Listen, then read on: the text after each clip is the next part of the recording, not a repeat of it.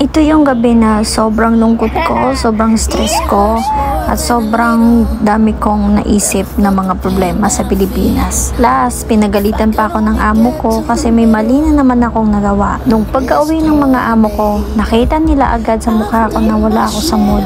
Kaya after dinner namin, sinabihan nila amo si alaga na lambingin ako. Kaya ayan, dinumog ako ng alaga ko. Yan yung lambing niya sa akin. Yakap siya ng yakap sa akin, halik siya ng halik sa akin. Before pa ako nag-take ng video, nagtanong siya, "Are you okay?" Syempre, sabi ko naman, kahit hindi okay, sabihin ko, okay ako. Kasi alam niyang pag nilalambing niya ako, mawawala lahat ng lungkot ko at problema ko. Kaya nung nakita niya ako na nag-video, tumigil siya kakatanong sa akin kung okay ba ako o hindi.